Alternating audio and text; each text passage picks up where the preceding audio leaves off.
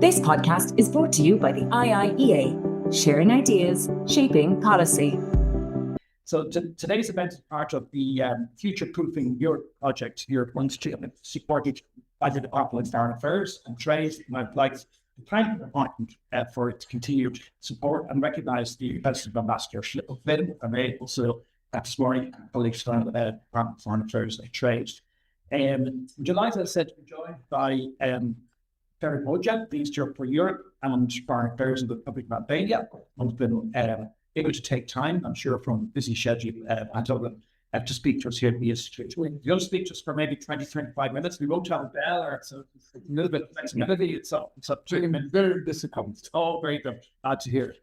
And up to the Minister to handle that. Let's see. First, that we let the generous amount of time then for some discussion and Q&A and so forth, and finish the whole thing with the hour. Unless somebody tells me differently, of course, the discussion is. So just for the online audience, you'll be able to join the discussion using the Q&A function on Zoom in the normal way. You just put in a question and indicate you'd like to intervene. And then for those of us here in the room, I'll invite you to raise your hand. Just indicate to you the raised eyebrow, or whether you're ready, indicate what you might ask the question next time when time comes. The presentation by the Minister and Q&A all on the record, not just to note that. Ferit Hoxha is a career diplomat with over 35 years of experience in the Foreign Service of the Republic of Albania. Since March 2026, quite recent, he's been serving as Minister for Europe and Foreign Affairs, but he has a very distinguished and very extensive career in multilateral diplomacy and international relations, representing his country at highest international levels. He has served as ambassador and permanent representative to the United Nations in New York, where he led the Albanian delegation during his country's tenure as a non-permanent member of the United Nations and a Security Council, and in fact twice held presidency of the Security Council. So he's also served as ambassador of the Republic of Albania to the European Union, as well as ambassador to France. And from 2018 to 2021, he was ambassador and permanent representative to UNESCO.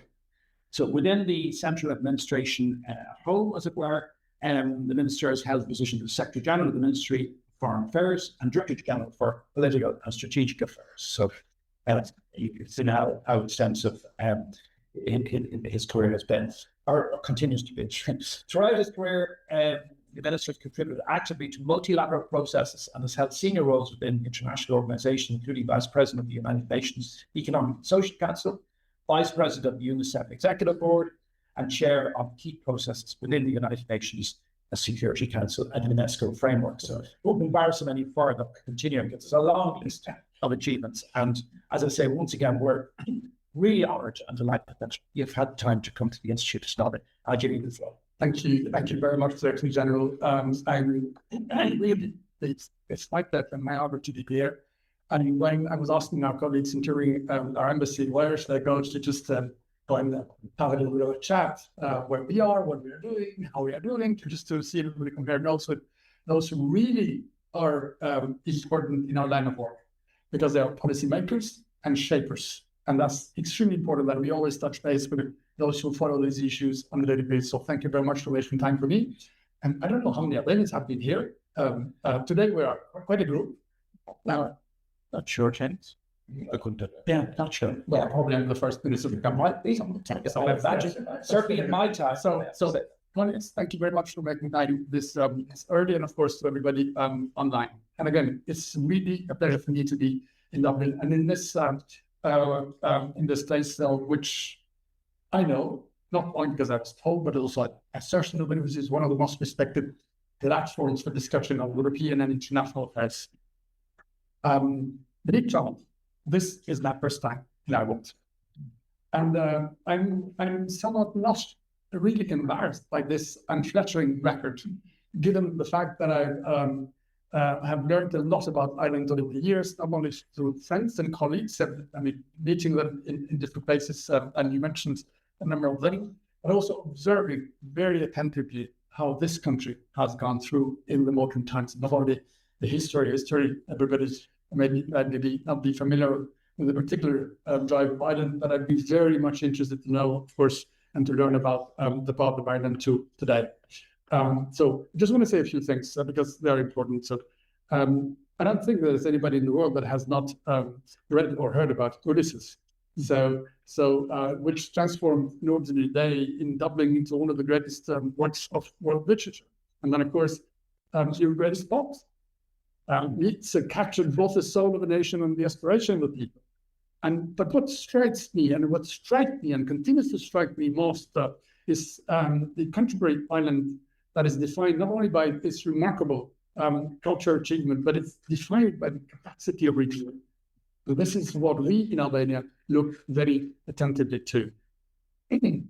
For centuries, this country has combined such a deep respect for history and tradition, but also for openness to innovation, opportunity, and change. And Ireland has shown that it is possible to remain proud of one's identity while embracing the future with the confidence that we see from outside. I hope this is what the Irish people think of themselves as well. But for us, Ireland's journey from the preservation of cultural heritage to economic and democratic transformation offers, as everybody can understand now, an inspiration, but also valuable lessons. And before leaving, I received many recommendations about what I should see, where I would go. I'm fortunate I'm staying less than 24 hours this time, but this is because this is the first time. And what should I discover here? So I took a little bit of time yesterday evening to go around, and the master showed me some very nice places. So they're really, really very, it's an encouragement to come back as soon as possible. So before coming here, there was a lot of discussion with friends and those who know Ireland more than I and who have visited Ireland. So politics, economics, about also hurting, but definitely it included stocks. And there is a discussion, which are the best. So these are the finest, they say.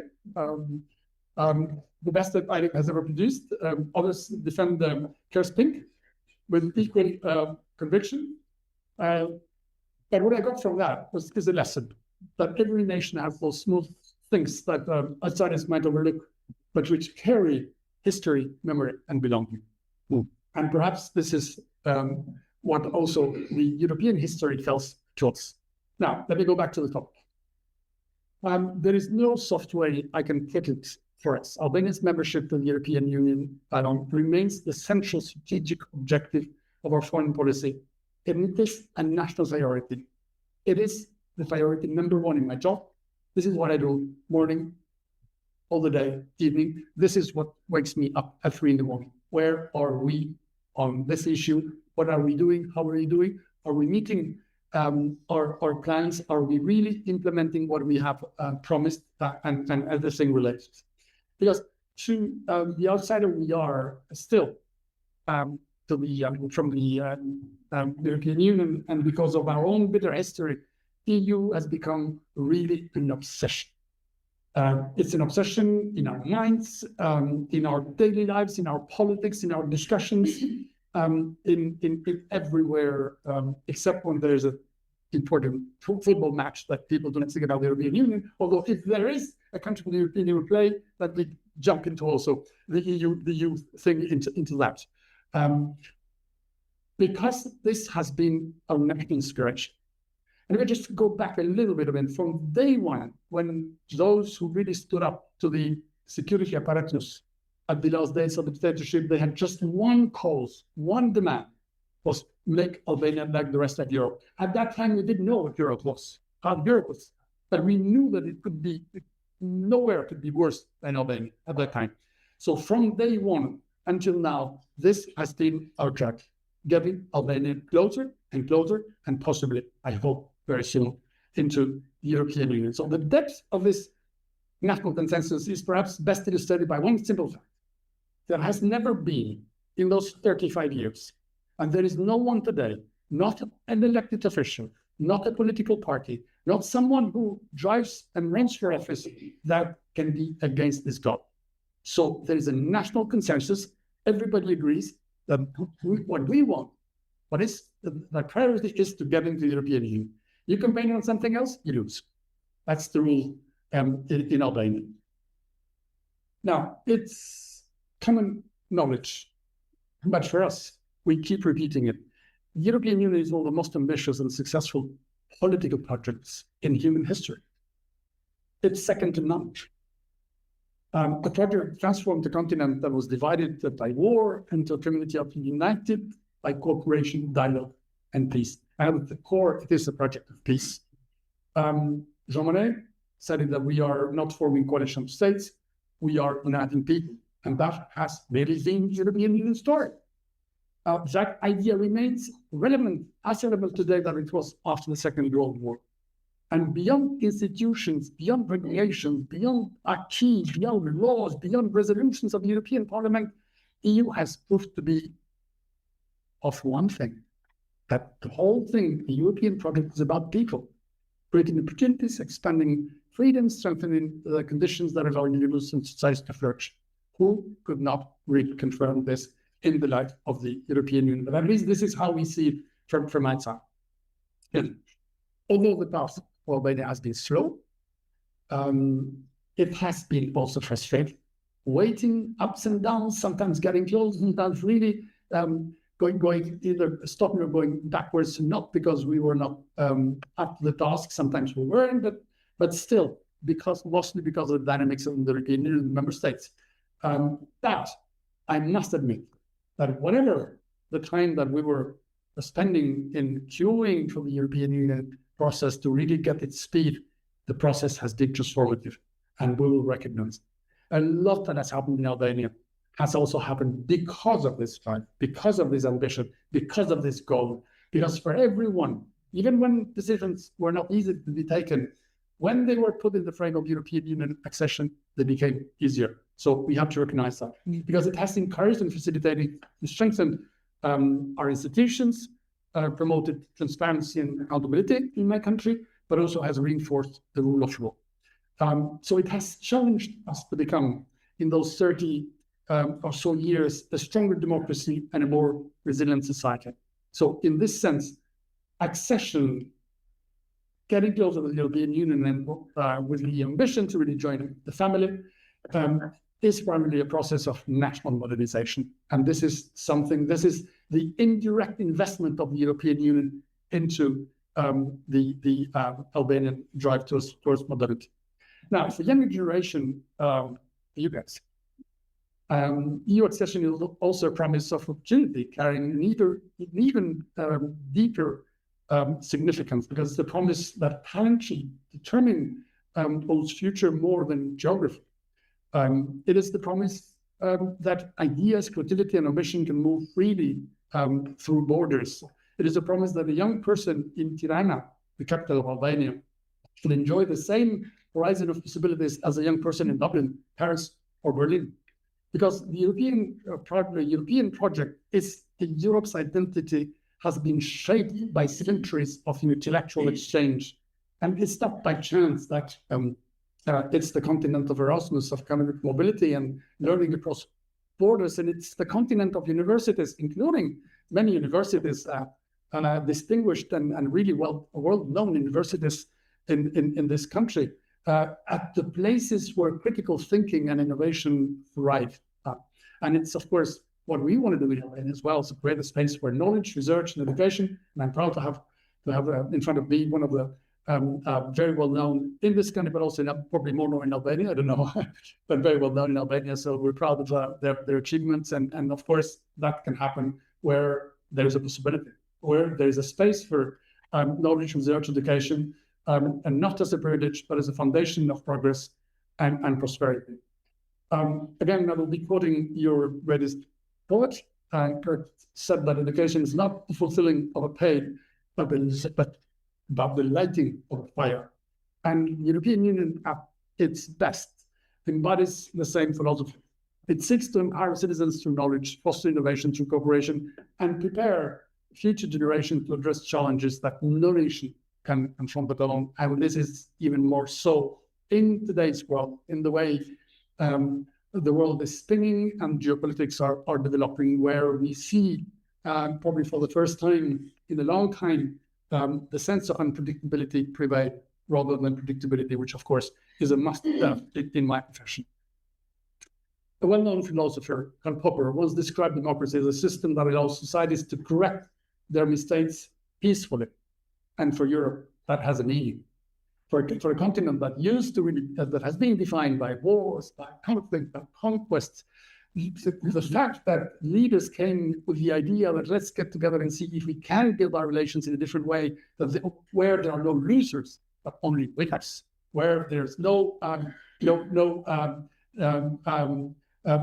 desire to get over others, but to get everywhere where we need with others in a shared project and with shared dividends.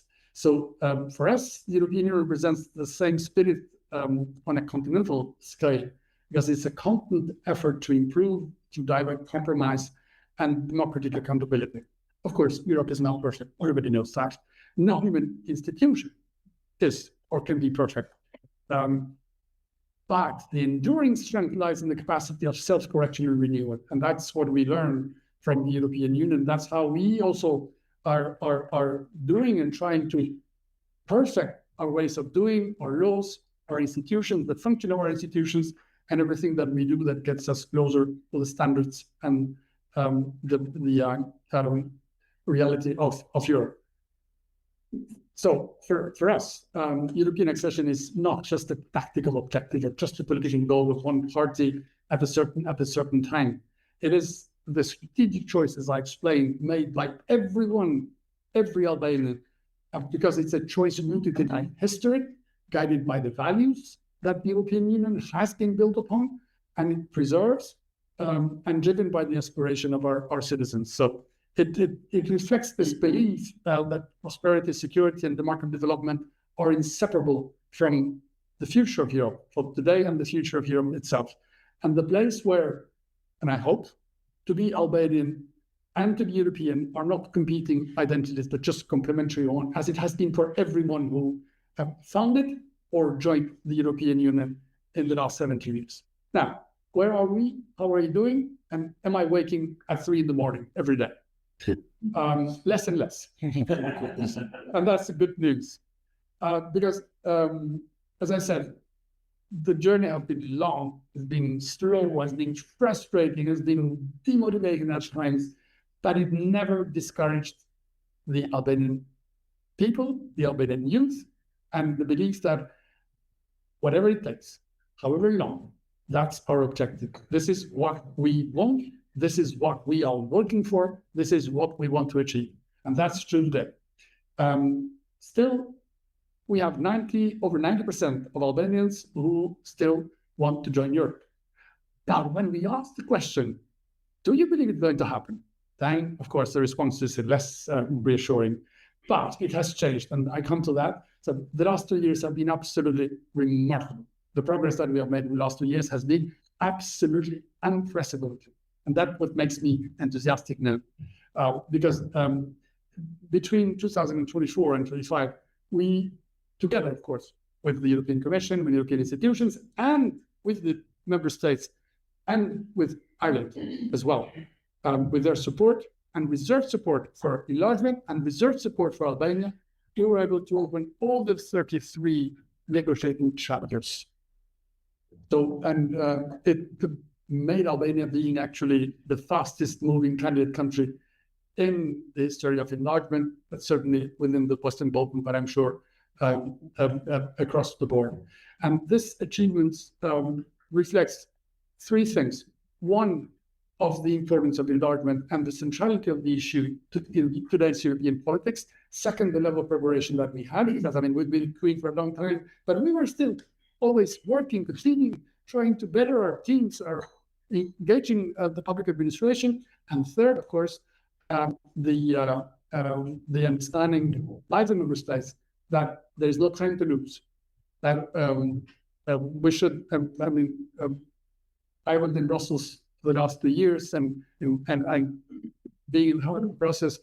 And when we were discussing with colleagues in Brussels, the most important issue was opening clusters is not a favor; it's putting people to work. When the European Union asks countries to do reforms, they are done better, quicker when we work together. And the only way, the best way to work together is by doing things according to the book, to the methodology, and opening clusters was absolutely the way. From 14th of October, on the 14th of October 24, we have 0 chapters opened. On the 17th November of 25, just 11 months on, we have 33. So we have 33 working places. We have 33 teams working, teams and sub-teams. And from 200 people, we went to 4,000 people working on a daily basis with everything that concerns the European Union access. Trust me, there is nothing in my country that is not related in one way or another to this process. There is not an area, there is not an issue that doesn't concern the European Union. In whatever we do, even when we drink coffee now, we'll see, we think, I mean, is it European Union compatible or not? So, yeah. Now, one particularly important event happened a few weeks ago, and that is called interim benchmarks. Now, interim benchmarks is a very wide definition of getting to a level which guarantees that what has happened so far is enough to continue to move on. Because with the current methodology, if you don't meet key bars on the rule of law and on security issues, fighting against corruption, fighting against organized crime, immigration issues, visa policies, and so on. So all these basket of very important central issues of the European Union process, you cannot go on. So that was a little bit like the escape rooms. You have to have that key to go to the next level. So our escape room now needed meeting the interim benchmarks, and that was crucial because Albania became the first country to meet the interim benchmarks with the new methodology, which makes it that without this, you cannot proceed. And that was not the case for Montenegro, that was not the case for Serbia years before. But that's also the merit of this process that will become much more demanding, which of course we recognize, we accept it, but also much more reassuring also for member states that what we do is absolutely proof that these building blocks are reassuring for everyone. Now, our challenge today is to go from commitments to practice, from what we sign to how we implement it. And of course, again, in this process, it's the best tango because it's a tango with 3. It's Albania, it's the European Commission who negotiates on behalf of the European Union, and of course, other member states who have the final word and who have to really check the final boxes. And in this, now we have to really be much more demanding because much more, in order to meet our ambition, we need to really, and we're absolutely aware that we need more to do in a different way because implementation is much more difficult. And of course, it's in the implementation that we need to really check the right boxes. And our ambition remains very clear. Meeting the benchmarks opens the way to start closing chapters. Chapters open, benchmarks were met, interim benchmarks, now we start closing chapters. I hope that we'll be able to close some chapters within the current presidency with Cyprus. If not, then of course, it will be during the second part of the year. And our ambition is to do as much as possible. And I will be very pleased to have discussions this morning and afternoon with the ministers in order to see a little bit, at least to explain what our ambition is. But I know that I'm knocking on an open door and I've come at a country that is absolutely one of the most supportive for enlargement. And of course, I've seen the outline of the program and the key priorities of Ireland. So we absolutely join the program and the vision of the 3 pillars, the 3 main pillars of the Irish presidency: competitiveness, security, and values. And of course, they respond to the urgent European Union needs, but also they are directly linked with the enlargement. A more competitive Europe benefits from a larger, more integrated single market. And single market, as we know, is one of the big successes of the European Union. A more secure Europe benefits from a stable and European anchored Western Balkans. Of course, not everybody's at the same level, at the same pace. Albania and Montenegro will be moving faster, but we think that there is no other solution than, of course, having all the Western Balkan countries anchored. In this, and probably we'll talk a little bit more when the discussion comes about the different proposals, ideas, including what happened lately in Tivat, in Montenegro. But there is one thing that is important. It's momentum. Because I know from the previous 7 cycles of enlargement, Enlargement is a little bit of like a comet. It comes and goes. But you have to really see it when it's there. You have to grasp it when it's there. So our intention is not to let the comet go away before really having studied it thoroughly. So this is our ambition, and we very much hope that this second part of the year, although it's a little bit shorter because there's always the second part of the year is a little bit shorter in terms of time and it's more packed, but we will try to really capitalize as much as possible, to do as much as possible, to achieve as much as possible, and to close as many chapters as possible, so that next year, which is our final year, at least within our plan, within our ambition, we try to really close the rest of the chapters. It's doable. It can look very ambitious, but so was the opening chapters. It can look very ambitious, but so were the entire benchmarks. And I very much hope that if we stay in the tango of 3, as we have done so far, it is absolutely possible to do so. And of course, again, we will be discussing, of course, here in Tirana, in Brussels, about the gradual integration, because this is very important as well. Now, we see gradual integration as an accelerator, not as another excuse or waiting room. And we will make that very clear to everyone. I don't need to make it here, because I know that this is not at all the mindset of the Irish presidency, but we have to, of course, the European Union members as well. Now, just a final word. Now, as I mentioned, the world is really rushing towards an unpredictable future, and no one, Europe as a whole, but also we friends of Europe, the closest friends of Europe, have no choice. We need to prepare, and we need to control, because the choices of today will define who we are and what the European Union and we all together will be tomorrow. And one of the greatest moments and important developments is for Europe to complete itself.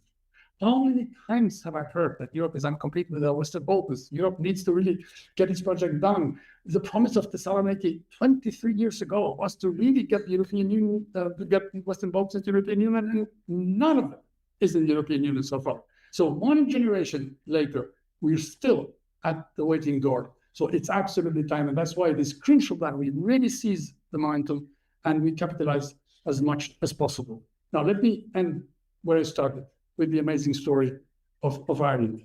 Our countries lie in distant corners of Europe, but they are bound together by striking enduring similarities and experiences. For generations, Irish families knew what it meant to see sons and daughters depart for distant shores, carrying with them hope, ambition, and often the quiet expectation of return. For Albania, and this is not a parallel story observed from afar, but a lived national experience we still struggle with.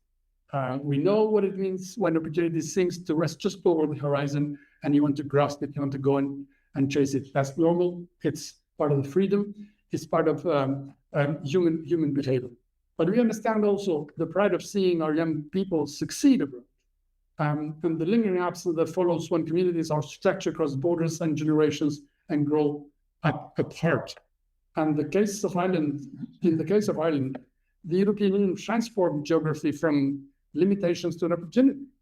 It expanded horizons, strengthened institutions, opened markets, and created possibilities that previous generations didn't even dream of. In many respects, Ireland today stands as a European success story and a reference point for Albania, but also for others. The impossible is possible. It is the same drive. It is with the same drive that we are looking for in Albania, my country, because that's the only way how we see our future. And for us, all roads lead to Brussels. That's our commitment. That's why, for me, being here is way more than just another visit to another country, but it's a visit to the country. Thank you. Thank you. Now, thank you for a really compelling presentation. And so the founder of this institute, Brendan Halligan, there's a picture of him over there in the corner. I think he's the late Brendan Halligan, will have really enjoyed what you said and would have appreciated it when you, I suppose, contextualize what Albania is planning and doing. in the experience of Ireland and the kind of trajectory, the disappointments, the opportunities, all roads leading to Brussels. But also, like, I was fascinated by your point about the kind of everything in Albania now is to be seen through the prism of accession. So that point comes across so compellingly, I have to say, that, it's infused rule of law issues, economic issues, you mentioned, even small things, they're all infused with this, it's like national project. And whether we ever had that level of concerted approach, I'm not sure. It's a matter for historians to speculate as to whether it ever really got quite to that level of commitment. But we got there. And since the 1970s, I suppose the country has gone through just different phases of its membership. And in fact, the institute was set up at a time in the early 1990s when, of course, there was much debate about the future and about the future direction of the European Union. There were a lot of treaty changes proposed, some adopted, and the necessity to have a kind of a high quality debate within society and across policymakers, the corporate world, academia. That was what drove Brendan Halligan to set up the Institute, and say 35 years ago now at this stage. So it's really interesting just to compare when we're at and where we were at, but I think there's still a lot in common and lots to discuss. So we have a very interesting group of people in the room, and we also have a lot of people online. So I'll open it to the floor, and I'm wondering if anybody would come in first. And if you do, and when you do, if you would please just give us your name and organization if you represent, please. Yeah. I had no affiliation. Thank you so much for that recommendation. You mentioned the Tango of 3. And I think, like, looking beyond the Irish presidency into 2030, when we look at the member states, you also have to consider that even though the bloc from all that Hungary is gone now, we do still have skeptical reaches.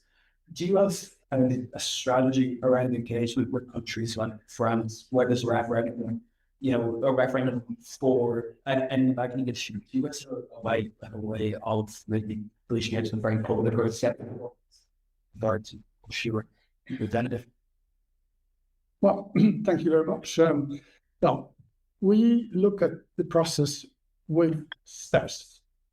First, what we should and must do. This is our priority. And nowadays is within the methodology. So we have a number of commitments that derive from the European Union common positions. Every time that we meet through what are called the intergovernmental conferences, there is a common position from the European Union, which combines the negotiating position of Albania and the expectations from the member states. And that becomes a sort of a commitment that drives our work. And we are focused on starting closing chapters, and of course, meeting this ambition that is trying to close all the chapters within 27. That's what we can do from us. Now, of course, we know how the process is technical, but of course, it has its political part, and it has now also the geopolitical aspect of it. Of course, we're working on a daily basis with the member states, because at the end of the day, it's member states who take the decisions. It's the member states who have the final word. So it's important that they recognize what we are doing. It's important that they see how we are moving. It's important that also we interact technically with the European Commission, who negotiates on their behalf, and who then goes, of course, and defends the case of Albania, where we are not present in every room where we are present, but we try to do our part either in Tirana or in the capitals. Of course, as I said in the past, different dynamics in the member states have influenced the process. And of course, you mentioned the case, which is the Hungary case, which of course had nothing to do with Albania, and we worked very closely with all the 27 member states. But of course, we cannot predict the future. I don't know what will happen in Europe in the years to come. But I know one thing, that whatever is required from Albania, we will do it. We will come with a clean sheet of commitments and achievements and realizations. So our part of the deal will be made. And if the process is credible, if the European Union is true and serious when it says that enlargement and inclusion of the Western Balkans is important for the EU, and we trust them. So this is what we can do, and of course we're working on communication campaigns. We're working, not only at my level, but of course at every level. So try to really see how we can communicate with others so that they see who we are and not who they think we are or have been. Because of course, for a country that has been under communism and one of the most horrible, terrible communist regimes, 33 decades, or a lot of time, but not enough sometimes to really change the perception and the way others look at us. What is helping a lot is tourism. So we have more and more European youngsters, people, citizens who come to Albania to see, to enjoy vacations, but also to see, and for us it's very important to see the mindset of the people, not just the beauties of the beaches and the cultural heritage, and of course, trekking and going around, but also feeling the hospitality and looking at the society, and the mindset of the society.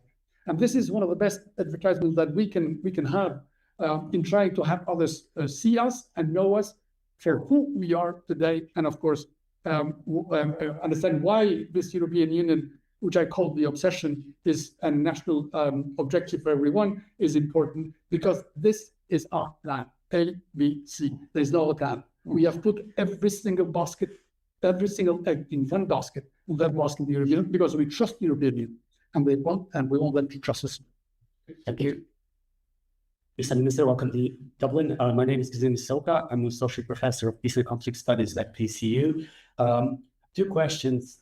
One is how do you foresee Albania's way forward, especially in the light of this gradual integration, suggestions, merits letter of associate membership, non-paper last week, and all of those, changing methodologies or arrangements. How do you see that playing out in the case of Albania, especially if multilateral accession treaty lays out the way forward?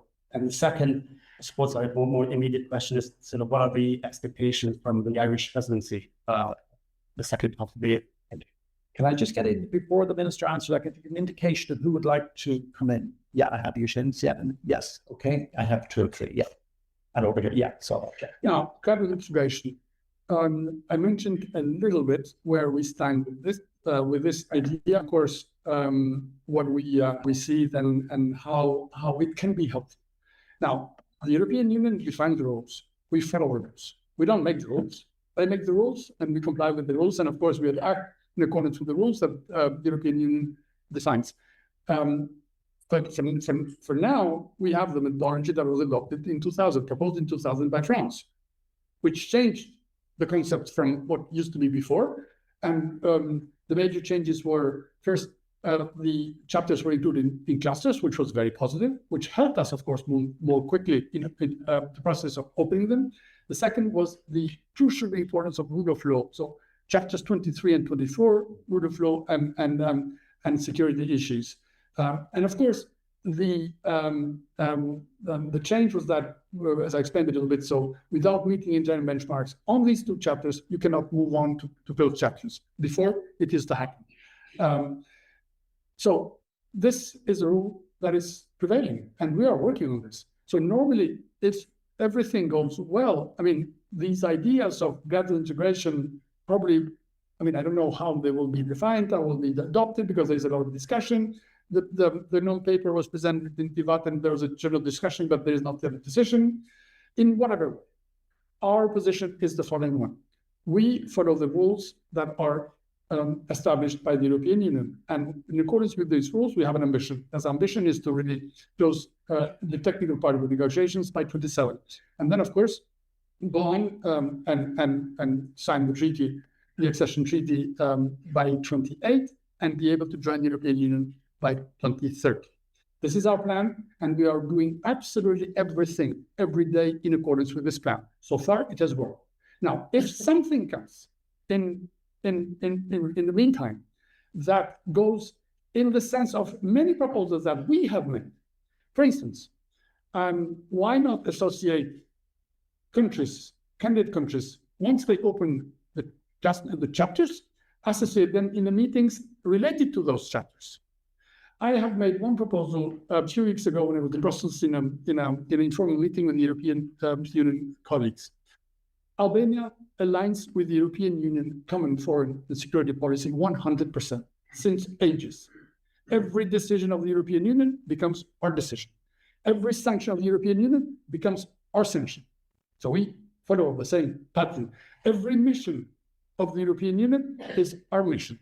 Whatever the European Union decides in its foreign policy for the world becomes our foreign policy. Now, what's the reason why not to be around the table? Because we agree with everything, we adopt everything. So that's what we call gradual integration. So what we proposed was that let us sit around the table. We will not decide because we're not a member yet, but we have to be there. We could probably take part in the discussion, but be as an observer. During the time that we do and complete the process, this is the meaning of gradual integration. If this is the meaning, we love it and we'll take it. And of course, we'll embrace it and we'll act accordingly. But there's one crucial issue. Gradual integration, which of course can be extremely important if it goes into this logic, cannot be a waiting room for anyone. Because the process, and we have been told so many times, the process is merit-based, and we agree with it. The process should be credible, and we agree with it. And the process has a logic and a timeline. So if everything goes as I explained, and Albania meets its part of the deal, we expect the European Union to do the same on its end. And for us, the horizon is 2030. Whatever happens to accelerate this, it's absolutely beneficial and can only be mutually beneficial to a candidate country and to the European Union. As to the expectations from the Irish presidency, well, we expect the Irish to just be Irish, as they've been so far. To support the process, they've said it. To support the enlargement, they've said it, they've committed to work as closely as possible with us, and I expect that to happen, and to see how we can coordinate our agendas. We will come with our commitments and our implementation, and of course, we'll try to see how many IGCs we can organize in whatever way, be they individual chapters or grouped. So this is just part of the mechanics, and of course, we'll see in the calendar. But again, I'm extremely happy to have Ireland assume the presidency in this crucial moment for us, because we know that they are supportive for enlargement, supportive for Albania, supportive for the process, supportive for the EU. Excellent. I'm going to take them in twos. That's okay. Yourself and Janice, and then I go over here and to Ross. Yeah. My name is Lena Dubbin. I'm the head of policy and advocacy with BirdWatch Ireland, and I had the pleasure and privilege of visiting Albania in early May, along with representatives of BirdLife Europe and 19 other member state organizations dedicated to the protection of wild birds. And we stayed in Golan, we visited Tornlaug, we went hiking in the mountains, and on May 7th, we went to Vioza Marta, to the lagoon, that is under threat of development. We went out to Zvernitz and to the beach, and on that day, we saw the bulldozers about to driving up the beach to start work. Just the other day, your Prime Minister said that was fake news, that the works had not started, but we were there and we saw the work start.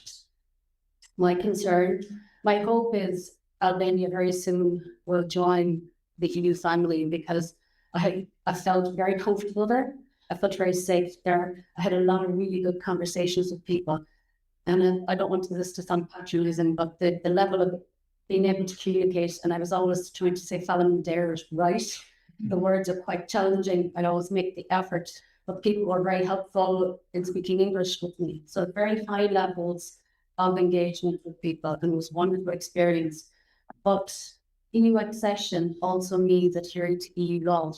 And the Bern Convention has already asked, the Bern Committee has asked that the airports that you have put in at the edge of the lagoon where there's flocking birds, which is not wise in my view, needs to have a proper environmental impact assessment. That proposed development will destroy that area. We had 19 bird experts, 50 people from 19 countries with 150 years of experience in shock at what's being proposed there. What is Albania's commitment to adhering to the EU environmental acquis? And this week, the Commission issued a warning to Albania about the proposed works. So what is your commitment to adhering to those laws at this point? Well, I'd take two. Is that okay, Lindsay? Yeah. Thank you so much for your very inspiring speech. And a lot of the time when we talk about you, we talk a lot about technical details and regulations and bureaucracy. So it's refreshing to hear that angle to it as well. I wanted to ask about the Albania's views on its neighbours in the Western Balkans and about the accession process for its neighbours. Because in the past, sometimes we've seen for the Balkans that the accession of one country can actually sometimes pose a roadblock to another country joining, or a veto may be abused perhaps. And I'm just wondering what Albania's thoughts are about that and how that can perhaps be prevented, or if that's a concern. Thank you. On the first issue, first of all, thank you for visiting Albania. Thank you for the very nice words. And I'm very happy that you feel comfortable in Albania, that you felt welcome and, of course, free in a country that learned freedom very late. But in the last 35 years, we've done everything so that it's for our safe, but also I hope for everyone who visits Albania to feel comfortable and to enjoy things of the state. Thank you for the concern, because nature is part of us. It's part of what we really want to preserve as well. But let me just look things in the context. The history of Albania is a history of closure. History of a country that became in the 80s like North Korea. Absolutely, I've been there. I was a student at the time. The only window that I had was that I had learned French.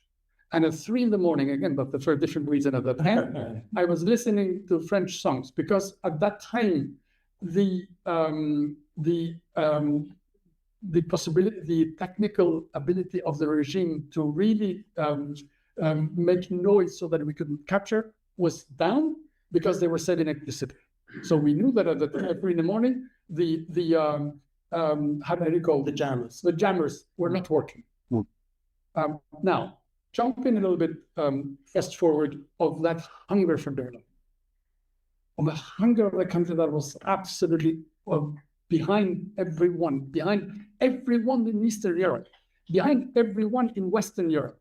So our discovery was absolutely, troubling, dramatic, and the drive to development has really transformed the country. So this ratio, and of course I understand perfectly your point of view, but this balance between development and preservation has always been a difficult line to strike. Today, Albania is defined by many sectors of economy, but one of the most important ones is tourism. It's growing. Last year, we had 12.6 million tourists, including 17,000 from this country. And I'm sure it is growing. With 500,000 from Germany, more than 400,000 from the Nordic countries, and so on and so on. So the country is discovering something that we thought, well, we took it for granted. I mean, this was there and so on. But of course, to have that tourism, we needed roads, we needed infrastructure, we needed housing capacity, we needed hotels, we needed restaurants, we needed local services. And all this economy has grown, but has also empowered local communities. It has empowered our agriculture. So we need to see whatever major project that we have done in this drive of the necessity to be competitive. Yes, I appreciate that. The minister saw that as well. I think they completely fine, of course. So now, because of the growing number of tourists, we need to see how we can balance also what everybody can call, popular tourism, which is fine, and I'm part of it, but also with a much different request and with different category, which also goes to preservation, actually, because massive tourism is also associated with pollution. So by investing in high-end hotels and resorts, there will be less people, there will be less consumption, but there will be more revenues. So that's something that we didn't discover, that we see elsewhere. So we need to harmonize that as well. But whatever happens in Zvernets, in that project which doesn't exist first, there is no project that has been approved by the government, and this is true. This is the reality. This is what the Prime Minister says. This is what the government says. We are waiting for the project to be defined, first of all. Second, there is no way that we cannot have the environment impact assessment. And that will be done. And again, this is a commitment of the government. That will be done by the best national and international experts so that we strike the best balance. And there, we're not the first and will not be the last to try to harmonize development and nature. They go together. They've gone together in many other places, in France and in Spain and in Italy and in Greece. I don't know how much in this country, but that is our drive. So we cannot stop development, but we must do it smartly. We must do it wisely. We must do it in accordance with the rules. And of course, there are rules from the European Union. The European Commission reminded something that we know.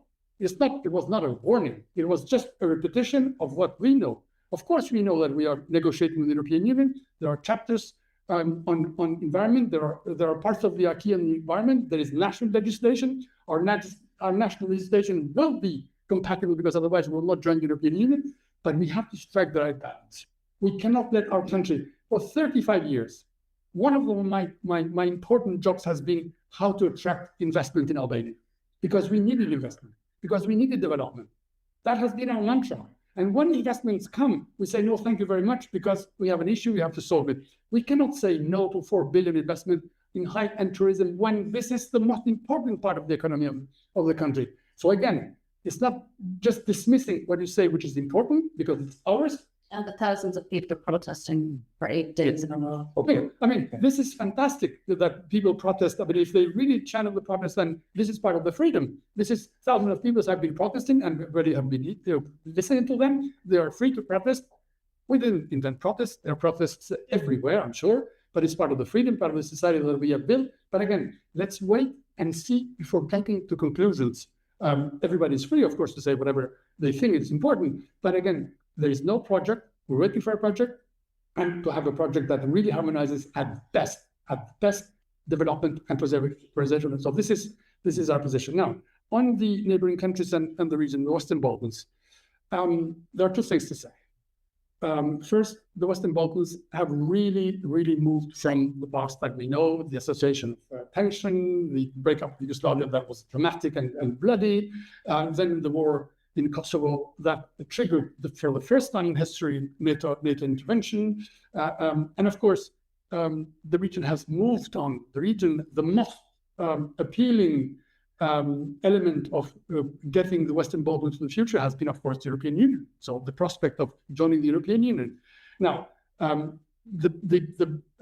advancement has been uneven. Today, Albania and Montenegro are called front runners, and that's a reality. So we have a plan, we have an ambition, we're working on that plan. Other countries are behind. Serbia has opened 24 chapters, but still hasn't opened all of them. And of course, they're waiting to advance as well. Bosnia and Herzegovina has a candidate status that received it under the Belgian presidency a few times ago. Kosovo is the only country that is not a candidate country. So the situation is different.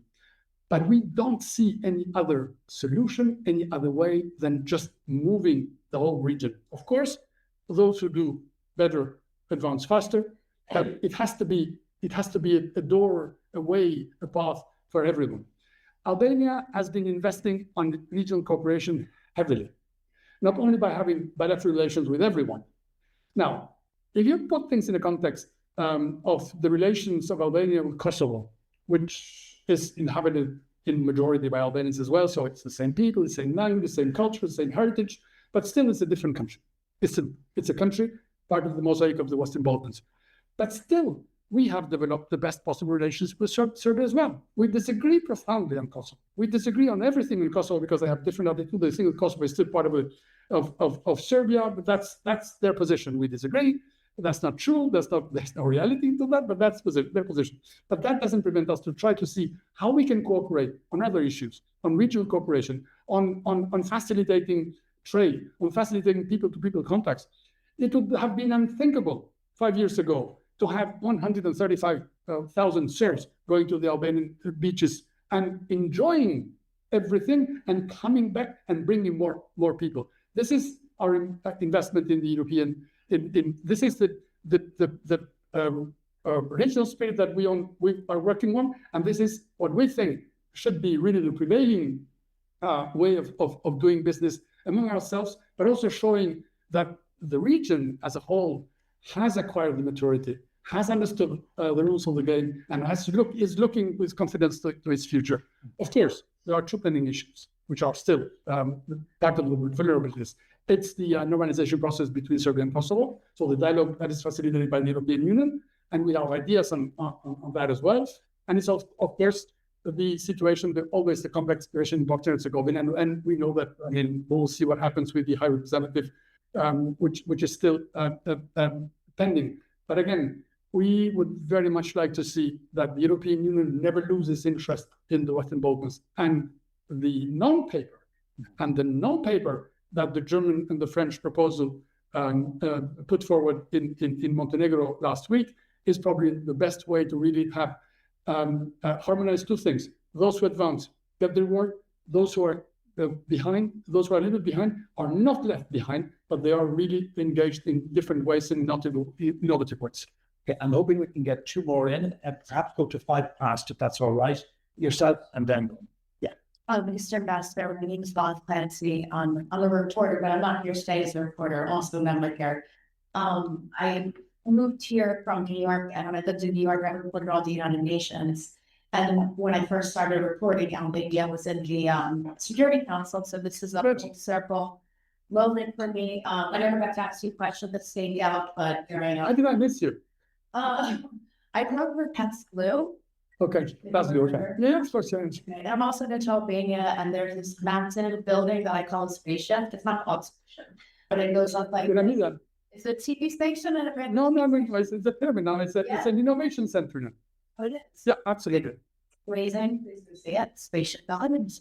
I wanted to ask you, you were talking about keeping younger people in Albania engaged in this process of accession, and how do you do that? When, like you said yourself, you move sort of 2 steps forward, then 3 steps back, 2 steps forward.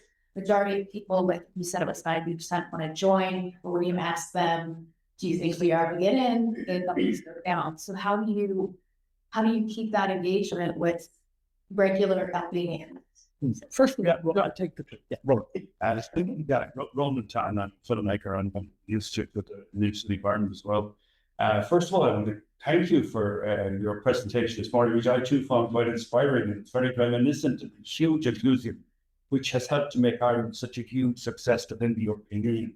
I think we are probably, in my view, the biggest beneficiary member states. And I used to regard the British, our near friendly, beautiful neighbours, as holding that title from an economics point of view. And that's when I was in London, I campaigned vigorously for Remains, and we living there at the time. And since they left, their economic growth is now 8 to 9% lower. And the best research would echo that, I think, or take a percentage point. But to be helpful to you under the late great Brendan Halligan's portrait, I would not underestimate the interest in the Flamingo Revolution, as it's been called, because there is huge respect and interest in the environment in Ireland that's spread across the continent. And a lot of people are following that. So the eloquent presentation from the professor there would be a matter of great concern, and not just to the Commission, but the environment is now a big issue in Europe. And I feel for Albania, because our histories are so similar, relying too much forcefully on immigration. And in fact, the reason we have such an amazing environment, relatively speaking, is because our industrial revolution was held up for many years by a political leader who was quite conservative. And so it's not a part of that fight, but the number 2 is the party.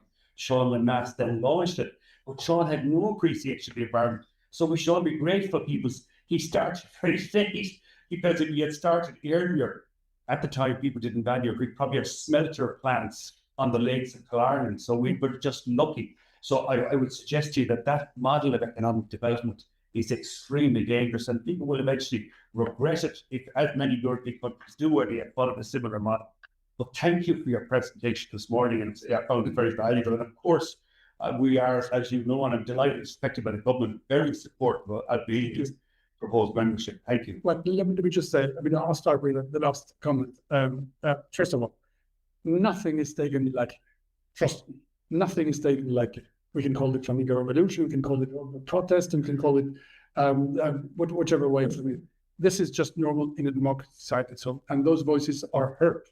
Those youth that are there, I think a number of them have absolutely a genuine concern that they really want to see Albania to harmonize at best development and nature. And I'm sure there is a possibility to be wise and to be smart and to really preserve, as you say. But again, we have to really see things in a much larger picture, because look, Vjosa was struggled for a number of years, and there are so many projects that really were supposed to happen, and then at the end of the day, Vjosa remained the white river that used to be in history, so it was preserved. So in that case, I think the validity of whatever projects that were supposed to happen there, they were put aside, but we cannot do that everywhere and for everything. That's the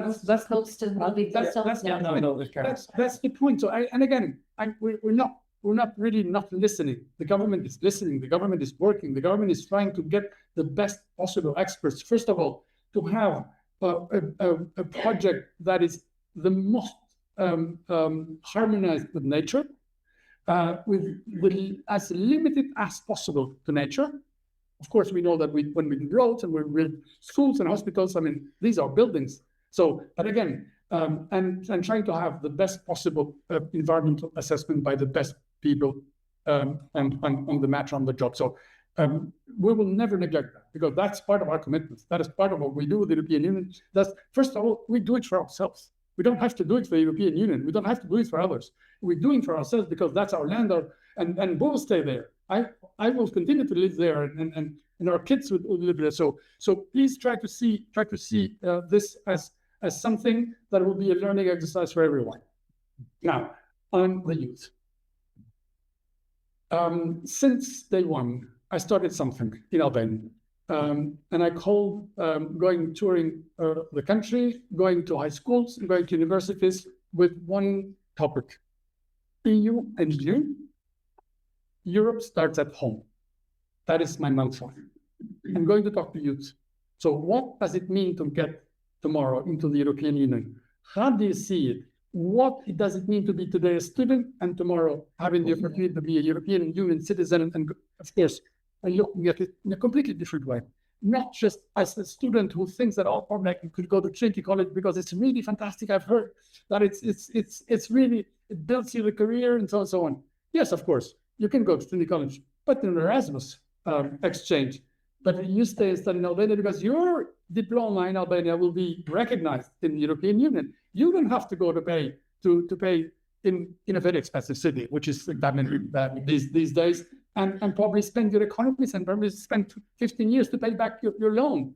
That's what I tell to the youth, so that we do things in Albania in a way that are compatible with the European Union reality today, and we make it easier then. And of course, they can still come to Trinity College and probably live in Ireland, but in a different way, not with the efforts that they have done. So many Albanians have done in different ways, with different means, and probably not only just spending their time and money and effort, but also finding ways to really secure what they thought was their future. So that's our discourse with the youth. And of course, the more the process becomes concrete, the more reliable it is. And that number that I said go down is going up next. So the confidence on the process is the highest ever in Albania. Thank you very much. And thank you for, first of all, the presentation, which I too found very stimulating and very engaging. And also then for the interaction with the various questions and so on. I hope you found it useful. Always. I know we did in the Institute, and colleagues come in found it very interesting. And striking just your willingness to take on the questions, the easy ones and the hard ones, and that's the way life has to be. There is nothing we cannot discuss with our partners. Yes, yeah, and thank you, and thanks for being here. Thanks to your ambassador and to your team. Thanks to DFAT, Department of Foreign Affairs and Trade, again for their support for this morning and just for the series that we do with them. And we're just on the brink now, just a few weeks before the start of the presidency. So we know we're going to be very busy here at the Institute. But if all of the engagements are as stimulating and as interesting as this one, I think we're going to have very Thank you. good ahead. Thank you very much. This podcast is brought to you by the IIEA, sharing ideas, shaping policy.